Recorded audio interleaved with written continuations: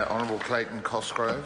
Mr Speaker, the Labor Party, as my colleague Claire Curran has said, will be supporting this bill. The aims of this bill are pretty straightforward, and it builds on other pieces of legislation where other professions have grown, between New Zealand and Australia, have grown closer together and amalgamated, where we have similar rules of engagement in terms of commerce, banking, and other regulations and legislation. It will enable the New Zealand Institute of Chartered Accountants to amalgamate with their Australian counterparts, the Australian counterparts, creating a new Trans-Tasman Institute subject to the approval of members. It allows competent auditors with the appropriate qualifications to offer audit services to New Zealand firms by altering restrictions on non-user audit work. It allows audit firms to incorporate as a company if they decide this is the most efficient way to conduct business for themselves. And of course the bill replaces references to a chartered accountant in various acts with references to qualified statutory accountants. I just briefly want to pick up on the issues that Claire Curran raised. In respect of submissions we received from the exclusive brethren, and with due respect to them, it did vex the committee somewhat.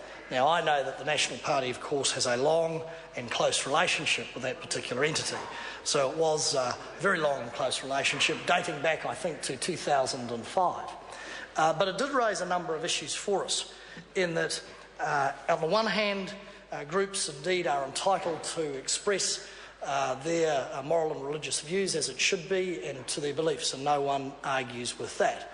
What the committee found itself attempting to do was trying to wade through, on the one hand, acknowledging those particular, respecting those particular beliefs, on the other hand, trying to ensure that that a person could not, if you like, rock up to the authority and simply say, I believe in X, and I'm not trivialising this, I'm just using this as an example, I believe in X, therefore I should be exempt from a number of the governance arrangements and strictures put in place by this amalgamation. It will be interesting to, in latter stages, to hear the Minister's view on that. Officials did recommend the course of action which is contained within the legislation. Some of us still find some unease, and again I mean no disrespect to religious organisations, but whenever you, as members will know, whenever you pass legislation, you're not actually passing legislation for the 99.9% of the population who would not break the particular rule or law or moral code. You're passing it for those who would abrogate their responsibilities and offend. And that's what we find ourselves doing in this place every day, passing legislation, in some cases for the lowest common denominator, acknowledging that that may or may not restrict the rights of those law-abiding citizens who would always, regardless of legislation or law, would always adhere to the basic sort of moral or ethical code that we observe in this country. So we listened to those submissions rather carefully.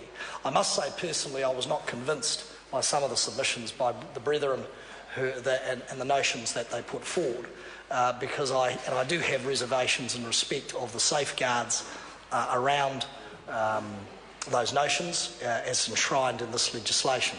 So I say briefly that I'll be very interested in the Minister's view as we move this legislation forward in terms of assuring this House that people who apply for essentially exemptions based on personal belief, that there are safeguards in place to ensure that they're not deliberately attempting to walk around the legislation.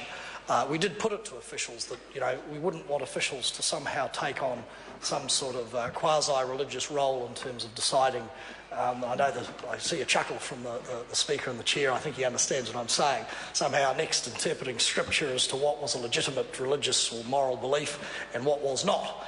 That is not the role of officials, and I suspect for many of us that would be hard to do. We would leave that to the deity and others in other places, perhaps. So maybe some in Rome if I go to my religious background. It is an important point, because there will be those who perhaps will try and use that corridor, if you like, to walk around this legislation. So as I say, I will be interested as to whether the Minister can give us some assurance around that. I know there are, in labour relations legislation and other legislation, there are some long-standing precedents. But as I say, I was not particularly convinced, not making a judgment on the beliefs of the exclusive brethren. I'm sure Mr Foss and others could give us a better view on that given their close association. But in terms of, I wasn't impressed with some of the arguments in terms of the legitimacy, if you will, of the safeguards. So we support this legislation, sir. I think putting that matter aside, I can say I believe it will benefit New Zealand. It will benefit our professional accounting institutes on both sides of the Tasman. It will make them more efficient. I think it will make them more robust, and it'll also provide easier access to both markets. And one would hope then that that will enhance business opportunities, not just for that profession, but other associated commercial entities around that. So with those words, sir, I support the bill.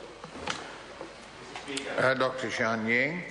Mr. Speaker, I rise to speak briefly.